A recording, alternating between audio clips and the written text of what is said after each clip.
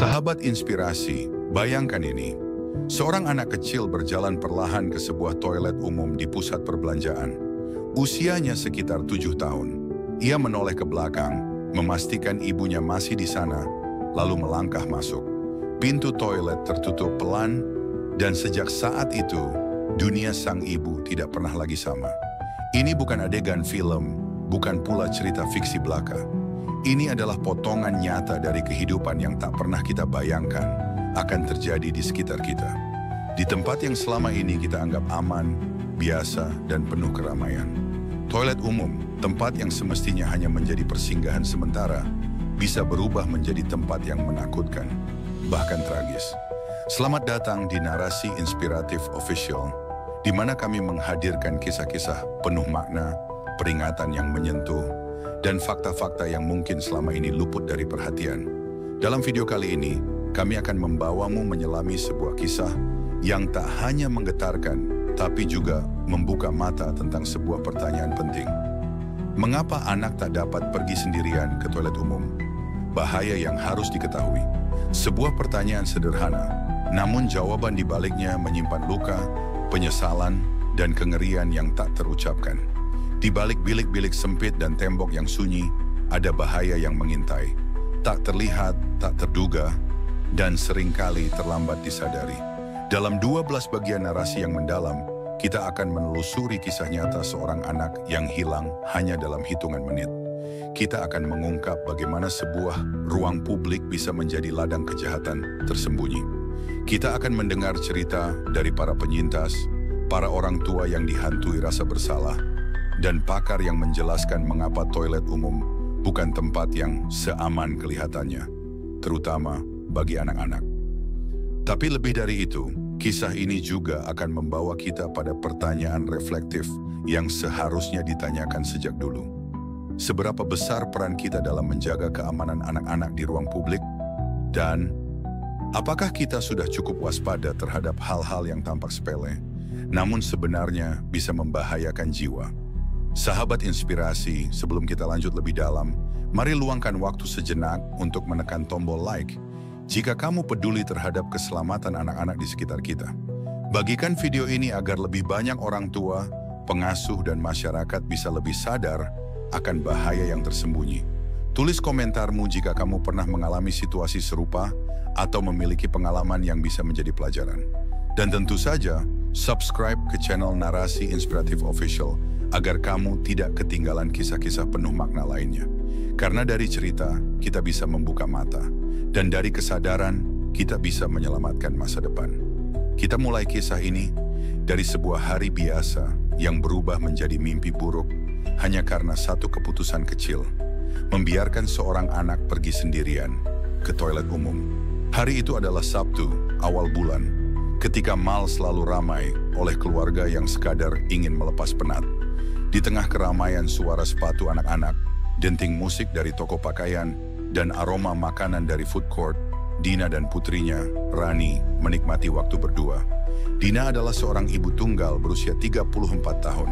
Sehari-hari ia bekerja sebagai admin di kantor notaris, dan akhir pekan adalah satu-satunya waktu untuk benar-benar bersama Rani.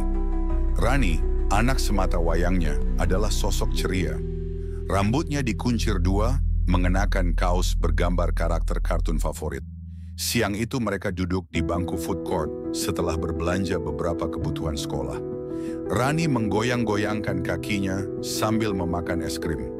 Dina tersenyum memandangnya, merasa bersyukur atas hari yang tampak begitu damai dan sederhana. Mal itu tidak asing bagi mereka. Sudah sering ke sana.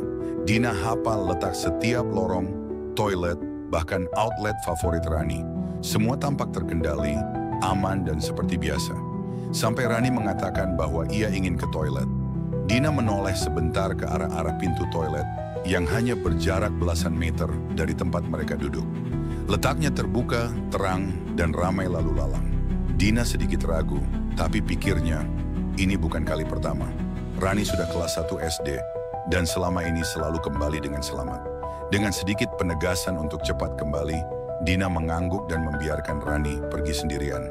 Ia kembali menatap ponselnya, sambil sesekali melihat jam. 1 menit, 2 menit, 5 menit. Masih wajar pikirnya. Tapi ketika waktu berjalan hingga 10 menit, tanpa tanda-tanda Rani kembali, ada sesuatu yang mulai mengganggu pikirannya. Dina berdiri, menoleh ke arah toilet. Ia mencoba tetap tenang, tapi jantungnya mulai berdetak lebih cepat. Toilet terlihat sepi. Tak ada antrean, tak ada anak kecil yang keluar. Dina berjalan cepat, kemudian berlari kecil ke arah pintu. Ia berdiri di depan toilet perempuan, memanggil pelan, lalu lebih keras. Tak ada jawaban, pintu-pintu bilik tertutup. Ia melongok ke bawah celah, tapi tak bisa memastikan bilik mana yang terisi. Saat itu di tengah hiruk-pikuk pengunjung lain yang tidak tahu apa-apa, Dina berdiri sendirian di depan pintu toilet, dengan firasat buruk yang mulai menyelimuti seluruh tubuhnya. Dalam waktu 10 menit, hari biasa itu berubah menjadi ketakutan tak bernama. Dina mulai bertanya pada petugas cleaning service yang kebetulan lewat, bertanya ke kasir dekat toilet, bahkan mencoba membuka pintu bilik satu persatu. Tapi tak ada tanda-tanda keberadaan Rani. Pikirannya melayang. Apakah Rani sakit perut? Apakah ia pingsan? Apakah ada yang mengganggunya? Dina tak tahu pasti. Tapi satu hal yang ia tahu, waktu berjalan terlalu cepat dan rasa panik mulai menjalar hingga ke ujung jarinya. Beberapa orang mulai memperhatikan gelagatnya. Seorang petugas keamanan datang, menanyakan apa yang terjadi. Dina menjelaskan dengan suara bergetar. Ia mencoba tetap tenang, mencoba tidak panik, tapi pikirannya sudah dipenuhi skenario terburuk. Apa yang bisa terjadi dalam waktu 10 menit? Satu anak kecil masuk ke toilet umum. Tak ada yang melihatnya keluar. Tak ada yang tahu kemana dia pergi. Dan di balik pintu-pintu bisu itu, mungkinkah ada sesuatu yang tidak seharusnya terjadi? Cerita ini belum selesai, bahkan baru saja dimulai. Saat Dina berdiri dengan dada sesak dan tangan gemetar, ia belum tahu bahwa yang akan ia temukan bukan sekadar kehilangan biasa, melainkan awal dari kenyataan yang jauh lebih mengerikan. Di dunia nyata, 5 menit kadang tak berarti apa-apa. Tapi dalam kisah ini, 5 menit bisa mengubah segalanya. Dina berdiri di depan pintu toilet perempuan dengan dada yang sesak dan tatapan yang mulai goyah. Rani belum juga keluar. Waktu terus berjalan. Di sekitarnya, pengunjung lalu lalang, sibuk dengan urusannya masing-masing. Tapi bagi Dina, waktu seakan membeku. Setiap detik menjadi beban yang menghantam pikirannya. Petugas keamanan yang datang awalnya mengira ini hanyalah kekhawatiran berlebihan dari seorang ibu. Tapi setelah memastikan tidak ada anak kecil yang keluar sejak tadi, mereka memutuskan untuk memeriksa ke dalam. Dina, dengan napas tak teratur, mengikuti mereka. Pintu demi pintu bilik toilet dibuka secara hati-hati, beberapa kosong. Yang lain berisi pengunjung perempuan yang terkejut melihat pemeriksaan mendadak. Sampai semua bilik terbuka dan tak ada tanda-tanda Rani, Dina mulai merasa panik berubah menjadi horor. Rani tidak ada di dalam toilet, tidak keluar, dan tak satu pun orang mengaku melihatnya pergi. Seolah-olah Rani menghilang begitu saja. Petugas mulai bertindak cepat. Mereka menghubungi tim keamanan pusat dan memanggil operator CCTV. Dina duduk di bangku dekat toilet dengan kepala tertunduk, memeluk tas kecil Rani yang ditinggalkan di meja makan. Tangannya menggenggam erat boneka gantungan kunci di resletingnya. Air mata menetes diam-diam. Orang-orang mulai menyadari sesuatu sedang terjadi. Kerumunan kecil terbentuk, bisik-bisik bermunculan. Tapi semua itu hanya menjadi latar kabur dari satu realitas. Seorang anak hilang dan jejaknya lenyap di tempat yang tak seharusnya begitu sunyi. Pihak keamanan kemudian membawa Dina ke ruang kontrol untuk melihat rekaman CCTV. Mereka memutar ulang cuplikan dari koridor menuju toilet. Dan di sanalah, untuk pertama kalinya, muncul tanda tanya yang membuat darah Dina mengalir dingin. Dalam video itu, Rani terlihat berjalan menuju toilet, sendiri, seperti yang diingat Dina. Tapi beberapa detik kemudian, terlihat sosok lain, seorang pria dewasa mengenakan hoodie gelap dan celana jeans panjang, berjalan cepat tak jauh di belakang Rani. Wajahnya nyaris tak terlihat. Kamera hanya menangkapnya dari samping. Cukup untuk menimbulkan firasat yang menghantam keras. Yang membuat semua semakin mencekam adalah kenyataan bahwa CCTV di luar toilet tidak menunjukkan sosok pria itu keluar lagi. Dina terdiam. Petugas juga mulai saling menatap, menyadari ada sesuatu yang janggal. Seorang anak kecil masuk toilet. Seorang pria asing mengikutinya. Lalu, Tak satu pun dari keduanya keluar terekam kamera. Pihak Mal segera mengambil tindakan lebih serius. Pengumuman dibuat di sistem pengeras suara. Pintu keluar diperketat. Tim Satpam menyisir seluruh lantai. Dina yang kini dikelilingi beberapa staf keamanan dan manajer Mal merasa dirinya seperti berada di dalam mimpi buruk. Jiwanya separuh kosong, pikirannya melayang ke tempat-tempat yang tak ingin ia bayangkan. Sementara itu, waktu terus berjalan. Setiap menit yang lewat adalah siksaan. Bukan hanya karena anaknya belum ditemukan, tapi karena ketidakpastian yang menghantui. Jika Rani benar-benar diculik, bagaimana caranya pelaku bisa menghilang dari tempat seramai ini tanpa meninggalkan jejak? Dan mengapa CCTV tak bisa menangkap wajahnya dengan jelas? Saat suasana semakin tegang dan tim keamanan mulai menyisir area-area tak lazim, seperti gudang, tangga darurat, dan ruang servis, hanya satu tempat yang masih tertutup rapat, bilik toilet paling ujung. Tertulis rusak di atas pintunya. Sejak awal belum dibuka karena dianggap tidak digunakan. Tapi tak ada yang tahu siapa yang menempelkan kertas itu, atau kapan. Dan disitulah, tanpa mereka sadari, tragedi sebenarnya menunggu untuk ditemukan. Toilet umum, tempat yang terlihat sederhana dan biasa, kini berubah menjadi labirin mencekam yang menelan seorang anak dan membuka pintu pada rahasia gelap yang lebih dari sekadar kehilangan. Karena terkadang, kebenaran yang bersembunyi di balik dinding sempit bisa lebih mengerikan daripada yang bisa kita bayangkan. Bilik toilet paling ujung. Sejak awal tak ada yang benar-benar memperhatikan keberadaannya. Di pintunya tertempel selembar kertas putih bertuliskan rusak dengan huruf kapital hitam, ditulis tangan, dan ditempel seadanya menggunakan isolasi bening. Tidak tampak mencurigakan, bahkan terlalu biasa, seolah itu hanya bagian dari kebiasaan di toilet umum manapun. Namun dalam situasi mendesak, segala hal kecil yang selama ini tak dianggap penting, tiba-tiba menjadi petunjuk. Seorang petugas keamanan yang lebih berpengalaman, Pak Hendra, mulai merasa janggal. Ia bertanya pada cleaning service, siapa yang memasang tulisan itu? Tak satu pun staf kebersihan mengaku tahu. Tak ada laporan toilet rusak sebelumnya. Dan ketika mereka mencoba membuka pintunya, terkunci rapat dari dalam. Perasaan Dina semakin tak karuan. Ada sesuatu yang terasa salah, sangat salah. Ia berdiri terpaku di depan bilik itu, menatap kertas lusuh yang tertempel, seolah berharap bahwa apapun yang ada di balik pintu itu bukan kenyataan yang paling ditakutinya. Pihak Mal memanggil teknisi untuk membuka paksa pintu. Prosesnya tak bisa langsung karena sistem penguncian toilet menggunakan kait logam dari dalam. Mereka mencoba dari sisi engsel, berupaya tidak merusak terlalu banyak. Tapi tekanan waktu membuat segalanya harus dilakukan cepat. Detik-detik terasa seperti siksaan. Suara denting logam saat obeng mencongkel engsel seakan memperpanjang rasa sesak yang sudah menumpuk di dada Dina. Petugas keamanan menjaga sekeliling area agar pengunjung tak mendekat. Hanya beberapa orang yang diperbolehkan tetap di lokasi. Manajer Mal, 2 teknisi, dan Dina. Setelah hampir 15 menit, akhirnya pintu itu terbuka perlahan. Ruangan kecil di baliknya tampak gelap karena lampu di dalam bilik itu padam. Aroma lembab dan pengap langsung menyergap. Di lantai ada bekas tapak sepatu kecil, masih baru. Dan di sudut ruangan sempit itu, ada sesuatu yang membuat dunia Dina runtuh dalam sekejap. Sebuah sepatu kecil berwarna merah muda, sendal karakter kartun yang Dina tahu persis milik Rani. Tergeletak miring, nyaris tertutup oleh ember pembersih yang diletakkan tidak pada tempatnya. Namun, tak ada siapapun di dalam, ruangan kosong.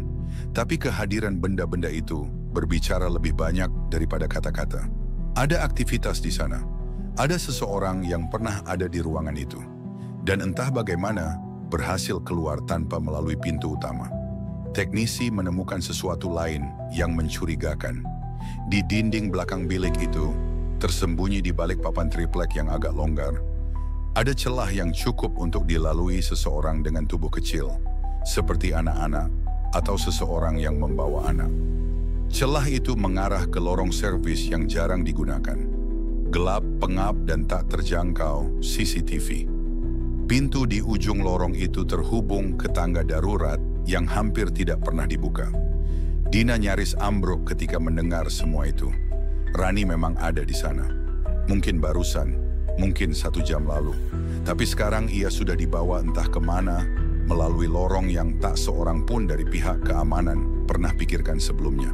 Mal yang tadinya menjadi ruang hiburan, berubah menjadi labirin yang menyimpan celah-celah tak terlihat. Tempat bayangan kejahatan bisa bersembunyi dengan tenang. Pihak keamanan langsung melibatkan kepolisian. Garis kuning dipasang, akses ke area toilet ditutup. Dina dibawa ke ruang khusus untuk mendapatkan penanganan. Tapi bagaimana bisa seorang ibu tenang ketika anaknya baru saja menghilang secara harfiah melalui celah di tembok yang bahkan tak ia tahu ada? Pertanyaan pun bermunculan. Siapa pria yang mengikuti Rani? Apakah ia pelakunya? Bagaimana dia tahu soal celah di balik bilik itu? Apakah ini kebetulan atau rencana? Dan yang paling menyakitkan, mengapa Dina mengizinkan Rani pergi sendirian? Tak ada waktu untuk menyalahkan diri sendiri, tapi sesal itu telah datang, dan ia datang dengan wajah yang paling kejam, ketidakpastian. Karena mulai saat itu, kasus kehilangan Rani bukan lagi sekadar kasus anak hilang di toilet umum, tapi menjadi awal dari penyelidikan yang mengungkap betapa banyak lubang dalam sistem keamanan tempat-tempat publik yang selama ini dianggap aman. Dan bagi Dina, rasa bersalah yang mulai tumbuh akan segera menjadi api yang membakar seluruh hidupnya. Dalam hitungan jam, kasus hilangnya Rani berubah dari kepanikan seorang ibu menjadi penyelidikan skala penuh. Polisi datang membawa perlengkapan, memasang garis kuning, dan memeriksa setiap sudut toilet dan lorong servis yang terhubung ke bilik misterius itu. Media mulai berdatangan. Wartawan menunggu di depan mal, membidik kamera ke arah setiap gerakan yang mereka anggap penting. Tapi di balik sorotan itu, ada seorang ibu yang dunia kecilnya telah hancur dan hanya ingin satu hal, menemukan putrinya kembali.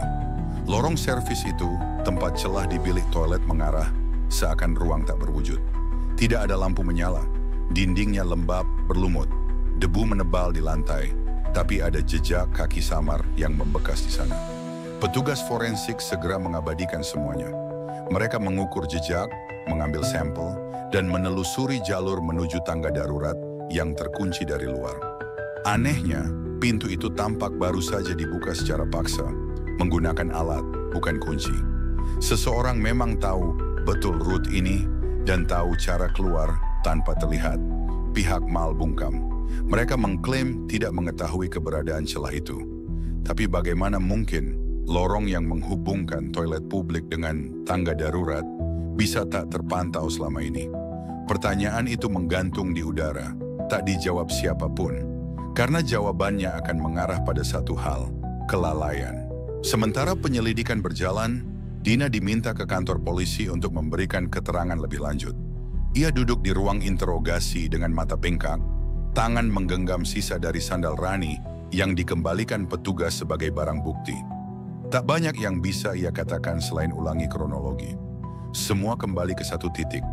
Keputusan membiarkan Rani pergi sendiri ke toilet. Namun satu petunjuk baru muncul dari rekaman CCTV di tangga darurat. Di sana terekam siluet samar seseorang berjalan cepat, membawa sesuatu, terbungkus kain atau jaket besar. Gambar itu buram karena kamera sudah lama tidak diservis.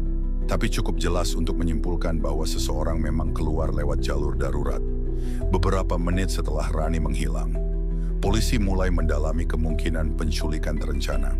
Bukan sembarang pelaku, tapi seseorang yang mempelajari celah-celah keamanan bangunan, mengetahui blind spot CCTV, bahkan tahu bagaimana menutupi jejak. Mereka juga mulai menghubungkan kasus ini dengan laporan hilangnya anak-anak di tempat umum beberapa bulan terakhir. Ada pola, meski belum jelas. Dina, di sisi lain, menolak untuk hanya menunggu. Ia mulai membuka media sosial, membagikan foto Rani, membuat unggahan penuh harap dan kepedihan. Dalam hitungan jam, unggahannya menjadi viral. Ribuan orang membagikan kisahnya. Empati pun mengalir deras dari masyarakat. Tapi empati tidak cukup. Waktu adalah musuh. Setiap menit yang berlalu bisa menjauhkan Rani dari jangkauan. Malam itu, Dina memutuskan kembali ke lokasi kejadian, meski polisi sudah melarang. Ia berdiri di depan toilet itu, menatap sunyi pada pintu yang dulu tampak biasa saja. Ia merasa di tempat inilah semuanya berubah. Bukan hanya kehilangan anak, tapi kehilangan rasa aman. Betapa tipis garis antara seharusnya tak apa-apa dengan telah terjadi sesuatu yang tak termaafkan. Dan di lorong yang tak pernah dilihat siapapun itu, sebuah ruang sempit, gelap dan tak terurus. Ada jejak yang masih tertinggal. Ada sesuatu yang tertinggal. Sebuah sobekan kecil dari baju Rani. Ditemukan tertahan di pinggiran papan triplek, tersangkut benang-benangnya. Dina menangis saat menyentuh kain itu. Karena itu adalah bukti bisu, bukti bahwa anaknya pernah benar-benar di sana. Dan pernah sangat dekat. Namun itu juga jadi penanda bahwa jejak Rani kini mengarah pada kegelapan yang lebih dalam. Bukan hanya lorong di balik bilik, tapi labirin sistem yang selama ini tak pernah benar-benar aman untuk anak-anak. Lorong itu bukan sekadar jalur pelarian, ia adalah simbol dari kejahatan yang tahu cara menyelinap di tempat yang paling tidak kita curigai. Dan ketika lorong itu tertutup kembali oleh papan triplek dan garis polisi, semua yang menyaksikan tahu satu hal. Rani tidak hanya hilang, ia diambil, direncanakan, disembunyikan, dan tak ada yang bisa memastikan seberapa dalam kegelapan yang harus ditembus untuk menemukannya kembali. Kegelapan itu kini bukan hanya lorong yang tak pernah dilihat, tapi juga rasa bersalah, ketakutan, dan ketidakpastian yang menggerogoti hati seorang ibu. Meski waktu terus berjalan, semangat Dina tidak padam. Ia percaya bahwa jejak, sekecil apapun, selalu menyimpan arah. Dan dari sobekan kain kecil yang ditemukan tersangkut di celah papan itu, ia yakin Rani masih bisa ditemukan. Polisi memperluas pencarian. Mereka menyusuri setiap kemungkinan jalur pelarian. Tangga darurat dicek, ruang servis digeledah, bahkan ventilasi besar yang terhubung dengan ruang teknis ikut diperiksa. Tak ada yang boleh luput. Mereka tahu siapapun pelaku di balik hilangnya Rani memiliki pengetahuan yang dalam tentang area itu. Ini bukan tindakan impulsif. Ini adalah rencana yang matang. Pihak kepolisian juga mulai membuka catatan kasus hilangnya anak-anak dalam 3 bulan terakhir. Dari seluruh laporan yang masuk, ada 2 kasus serupa. Anak kecil hilang setelah masuk toilet umum di tempat ramai, tidak kembali, dan tak ada saksi yang melihat kepergian mereka. Dalam kedua kasus itu, CCTV juga gagal merekam wajah pelaku. Polanya mulai terbentuk, perlahan tapi pasti. Namun masih ada satu hal yang membuat kasus Rani berbeda. Bukti fisik, sepatu, sobekan kain, dan siluet dalam CCTV. Itu berarti, untuk pertama kalinya, mereka punya sesuatu untuk diurai.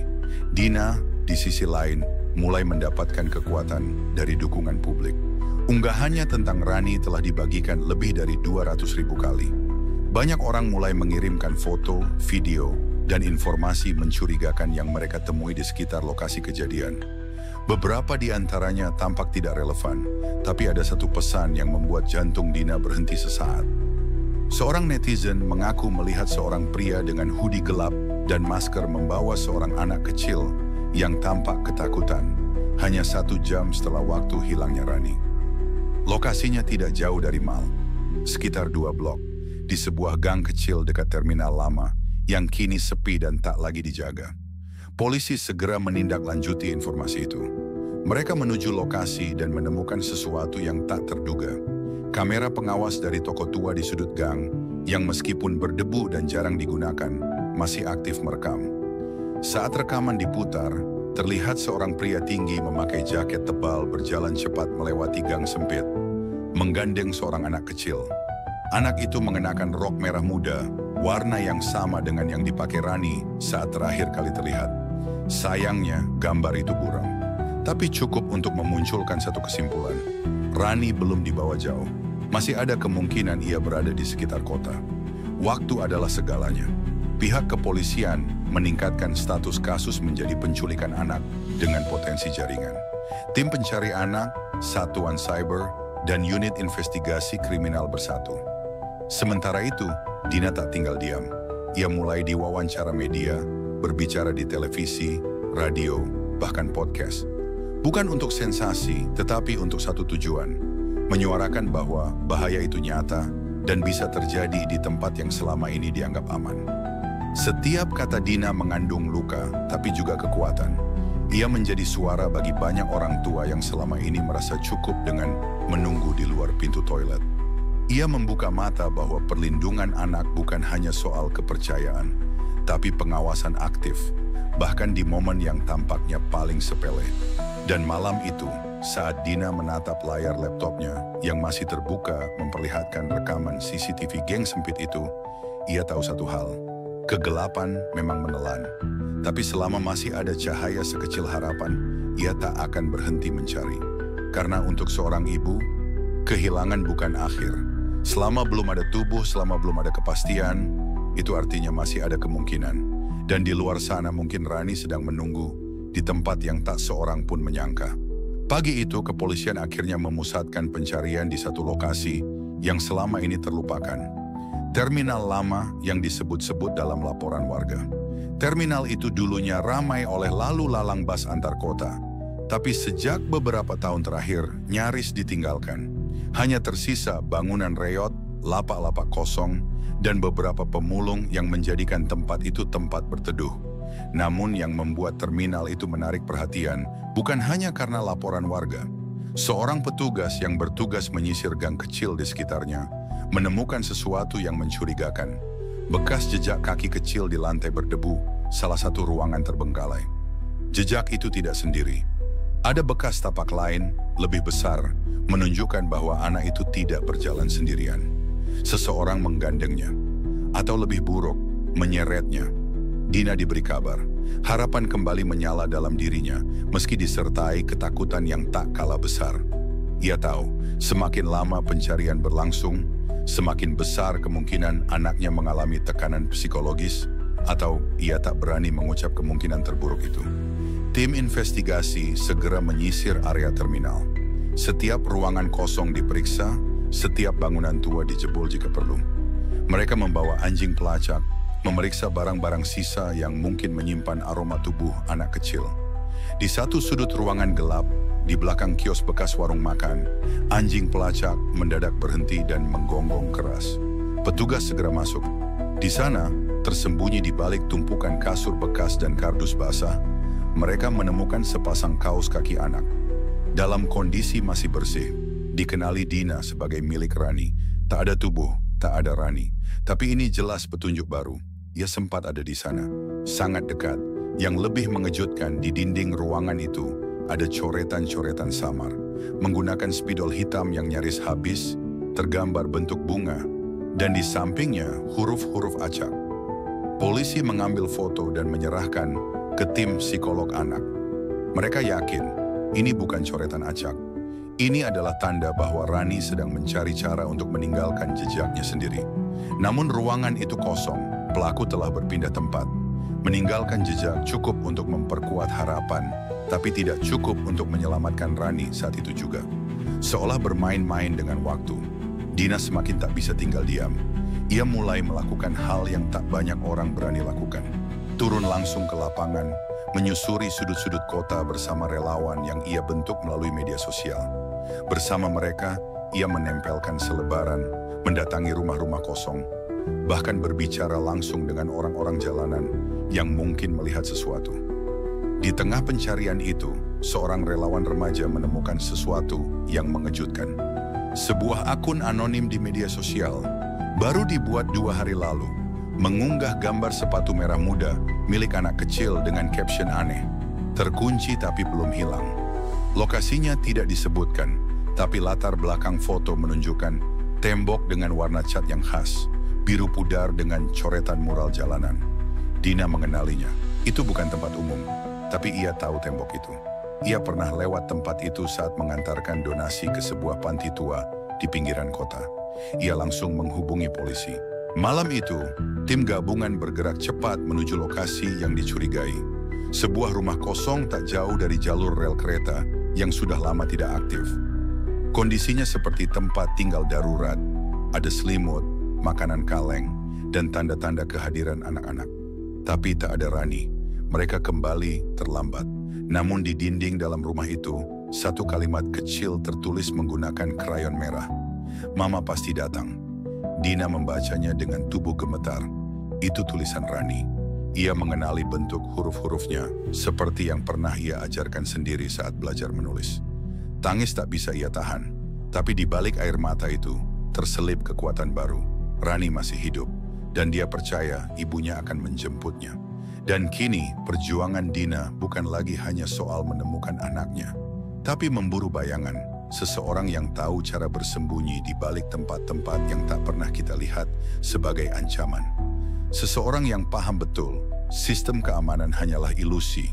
Ketika perhatian kita lengah barang sejenak, karena musuh kali ini bukan hanya penculik, tapi perencana, pemangsa, bayangan yang menjelma dari ketidaksiapan, kita menjaga yang paling rapuh di dunia ini, anak-anak. Semakin dalam Dina menyusuri jejak yang ditinggalkan, semakin jelas bahwa ini bukan sekadar kasus penculikan biasa. Polanya konsisten, lokasinya tersembunyi, dan pelakunya tampaknya tahu betul bagaimana bekerja di balik kegelapan, memanfaatkan kelengahan yang terlihat sepele, seperti anak yang dibiarkan masuk toilet umum sendirian. Polisi mulai bekerja sama dengan unit siber nasional untuk melacak akun anonim yang mengunggah gambar sepatu merah milik Rani. Penelusuran IP mengarah pada sebuah warnet di kota kecil, 2 jam dari lokasi terakhir. Tapi saat tim tiba, komputer sudah dibersihkan. Tidak ada riwayat pencarian, tidak ada login yang tertinggal. Namun dari kamera pengawas warnet, polisi mendapatkan sosok mencurigakan, pria dengan topi dan masker, mengenakan jaket besar. Wajahnya tak terlihat, tapi ia tertangkap kamera saat membayar dengan uang tunai, menolak menggunakan e-wallet. Sangat hati-hati, penyelidikan mulai membentuk benang merah. Ada kemungkinan besar bahwa pelaku bukan bekerja sendiri. Ada jaringan, atau setidaknya sistem yang memungkinkan ia bergerak cepat, berpindah tempat, dan tetap mengawasi setiap langkah polisi. Tapi siapa orang ini? Dan mengapa anak-anak kecil yang menjadi target? Dari semua bukti yang terkumpul, satu fakta mulai mengemuka. Hampir semua anak yang hilang berada dalam rentang usia 5 hingga 7 tahun. Usia di mana anak-anak mulai merasa mandiri, tapi masih belum bisa sepenuhnya memahami bahaya. Usia yang paling rentan jika dilepas hanya sebentar saja dari pengawasan orang dewasa. Psikolog anak yang dilibatkan dalam kasus ini memberikan analisis yang mengejutkan. Pelaku kemungkinan besar adalah seseorang yang memiliki trauma masa kecil atau kelainan psikologis terkait dominasi dan kontrol. Ia tidak hanya menculik untuk menyembunyikan, tetapi untuk menguasai. Dan lebih mengerikan lagi, ia mungkin merasa memiliki anak-anak ini dengan cara yang hanya bisa dipahami oleh pikiran yang telah bengkok jauh dari batas moral. Sementara itu, Dina dan tim relawannya tak tinggal diam. Ia mulai mendapat dukungan dari berbagai kalangan. Organisasi perlindungan anak, aktivis sosial, bahkan para orang tua yang sebelumnya menganggap kasus ini hanya sebagai tragedi pribadi. Ternyata, banyak dari mereka yang menyimpan ketakutan serupa. Banyak yang pernah hampir kehilangan anaknya karena kelengahan sejenak. Dan kini, cerita Dina menjadi cermin yang memantulkan ancaman yang selama ini mereka abaikan. Di tengah harapan dan ketegangan itu, muncul satu informasi baru. Seorang tukang parkir di dekat terminal lama mengaku melihat seorang pria membawa anak kecil masuk ke mobil van putih 2 hari sebelumnya. Ia tak melapor karena tak melihat ada yang aneh. Tapi setelah foto Rani tersebar luas, ia yakin anak itu adalah Rani. Mobil itu, kata sang saksi, tidak memiliki plat nomor depan. Dan yang lebih aneh lagi, di kaca belakangnya tertempel stiker mainan anak-anak. Kontras dengan penampilan pria dewasa yang mengendarainya. Polisi segera menyebarkan sketsa wajah berdasarkan keterangan saksi, dibantu dengan teknologi pencocokan visual. Namun masih belum ada hasil yang konkret. Bayangan itu terus bergerak, menghindar, dan selalu satu langkah di depan. Dina, dalam kelelahan yang tak berkesudahan, mulai dihantui pikiran-pikiran yang tak bisa ia tolak. Bagaimana jika Rani sudah tidak kuat? Bagaimana jika pelaku mulai panik karena pencarian yang semakin masif? Waktu adalah lawan yang paling mematikan dalam kasus seperti ini. Tapi di sela-sela keputusasaan itu, satu pesan suara masuk ke ponselnya. Tanpa nomor pengirim, hanya satu kalimat. Ibumu tidak pernah menyerah, ya? Suara itu dingin, laki-laki dewasa, tidak dikenal, tapi jelas sedang bermain-main. Tubuh Dina seketika membeku. Pesan itu bukan sekadar ancaman. Itu bukti bahwa pelaku tahu gerakannya. Dan lebih mengerikannya lagi, dia mengawasi. Kini pertanyaannya bukan lagi di mana Rani berada, tapi seberapa jauh pelaku akan pergi demi mempertahankan permainan gilanya. Dan apakah mungkin si pemangsa ada lebih dekat dari yang mereka kira? Hari itu, sebuah terobosan penting terjadi. Tim investigasi berhasil melacak sebuah lokasi yang diduga menjadi markas sementara pelaku. Sebuah rumah tua di pinggiran kota yang sudah lama kosong, namun tampak baru saja dihuni. Polisi mendapatkan informasi ini dari hasil penyelidikan digital dan analisis pola pergerakan terakhir dari akun anonim di media sosial. Dina mendengar kabar ini dengan campuran harapan dan ketegangan. Ia bersama polisi mendatangi rumah tersebut dengan hati-hati. Saat memasuki bangunan, aroma lembab dan debu yang pekat menyergap indera mereka. Lantai berderit di bawah kaki, jendela-jendela berdebu menutup pandangan keluar, memberi kesan terkurung dalam sebuah sarang rahasia. Di dalam ditemukan sejumlah barang yang jelas menunjukkan keberadaan anak kecil, mainan plastik, buku bergambar, serta beberapa potongan pakaian kecil. Semua itu menjadi petunjuk kuat bahwa Rani memang berada di sini, atau setidaknya pernah dibawa ke sini. Namun bukan hanya itu yang ditemukan. Di sebuah ruangan belakang, tersembunyi sebuah komputer yang masih menyala dengan layar penuh kode-kode aneh. Tim IT segera mengambil alih, berusaha membongkar data di dalamnya. Mereka menemukan banyak file terenkripsi dan pesan-pesan yang sulit dimengerti. Namun ada satu folder dengan nama anak-anak yang berhasil dibuka. Di sana, puluhan foto anak-anak yang hilang tersimpan, termasuk Rani. Foto-foto itu diambil dalam berbagai pose, di beberapa lokasi berbeda. Beberapa anak terlihat ketakutan, beberapa tampak seperti dipaksa untuk tersenyum. Ini bukan hanya kasus penculikan, ini sebuah dokumentasi kelam dari kekejaman yang sistematis. Tiba-tiba suara langkah kaki dari lantai atas terdengar. Tim segera bersiap, waspada. Namun saat mereka naik, yang mereka temukan adalah sebuah ruang kecil dengan dinding penuh coretan dan pesan yang membuat bulu kuduk berdiri. Ada satu tulisan besar yang paling mencolok. Mereka hanya boneka dalam permainan saya. Di tengah ketegangan itu, sebuah suara berbisik terdengar di telepon Dina. Kamu terlalu jauh masuk, Dina. Hentikan pencarianmu atau anakmu akan membayar mahal. Pesan itu membuat udara seolah beku. Tapi lebih dari itu, Dina merasakan ada sesuatu yang berubah. Pelaku bukan hanya mengawasi, tapi mulai mengancam secara langsung. Ia kini menjadi target utama. Polisi menyarankan Dina untuk sementara waktu menjaga jarak demi keselamatan, tapi hati seorang ibu tidak bisa diam. Ia tahu, semakin mundur, semakin besar risiko kehilangan Rani selamanya. Malam itu, Dina duduk di ruang tamu rumahnya, memandang foto anaknya. Ia tahu satu hal, bahaya sudah dekat, lebih dekat daripada yang ia bayangkan. Dan untuk menemukan Rani, ia harus berani menghadapi kegelapan itu, tanpa ragu, tanpa takut. Titik terang yang mereka temukan ternyata membawa lebih banyak bahaya daripada harapan. Dan kini, pertaruhan terbesar telah dimulai. Setelah malam penuh kecemasan itu, Dina sadar bahwa pencarian ini bukan lagi sekadar perburuan fisik. Ini adalah pertarungan psikologis, sebuah ujian kesabaran dan keberanian yang menuntut dirinya melangkah di tengah kegelapan yang pekat. Meski polisi menyarankan agar ia menjauh sementara waktu demi keselamatan dirinya, Dina memilih untuk tetap dekat. Ia tahu, satu detik saja kelengahan bisa berarti kehilangan anaknya selamanya. Dukungan dari para relawan, keluarga, dan komunitas mulai menguatkan langkahnya.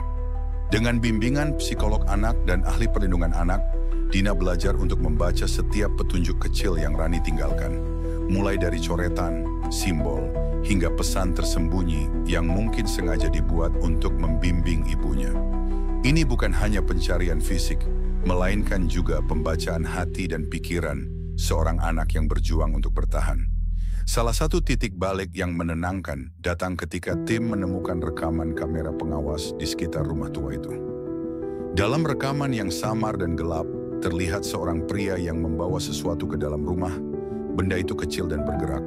Meskipun gambarnya buram, semua yakin itu adalah Rani.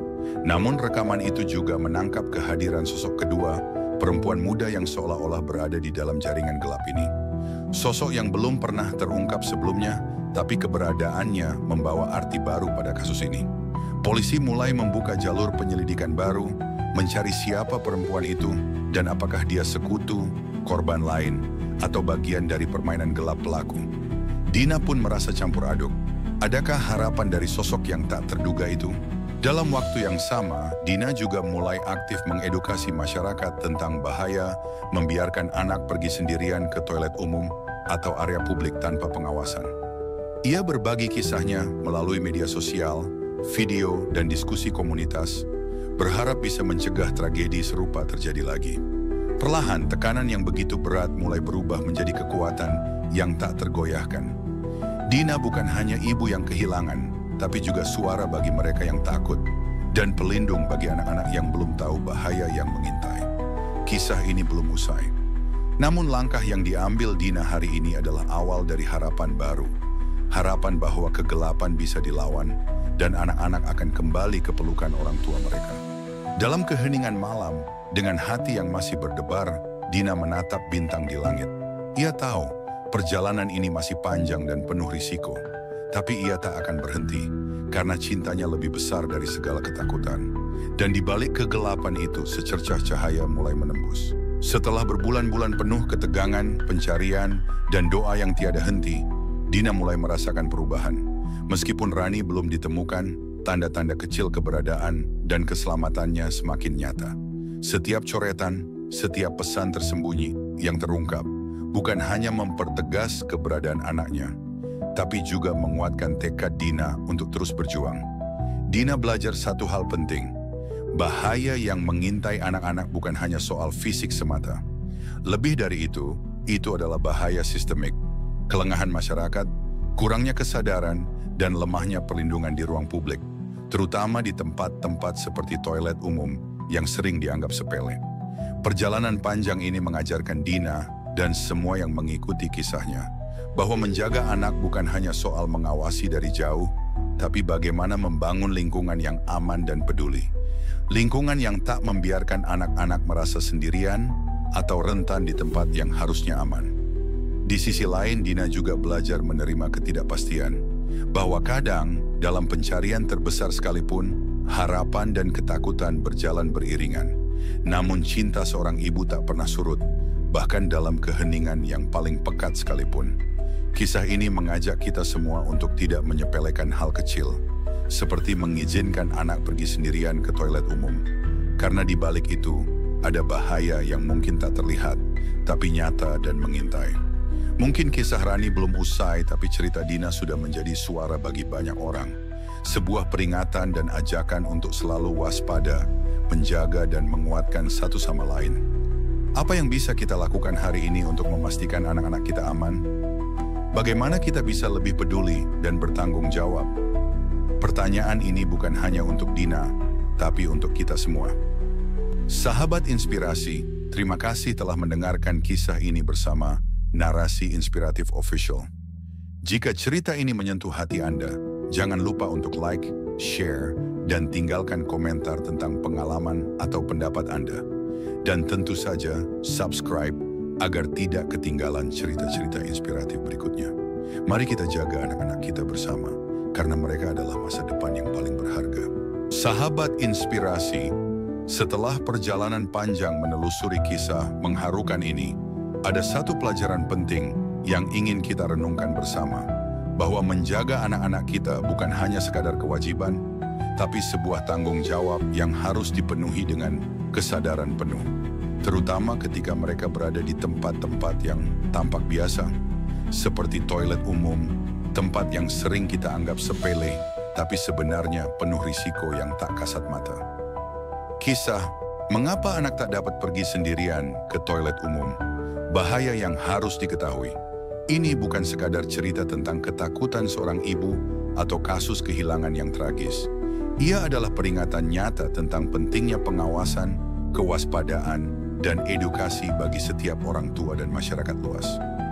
Bahwa dalam sekejap, kelengahan kecil bisa membuka pintu bagi bahaya besar.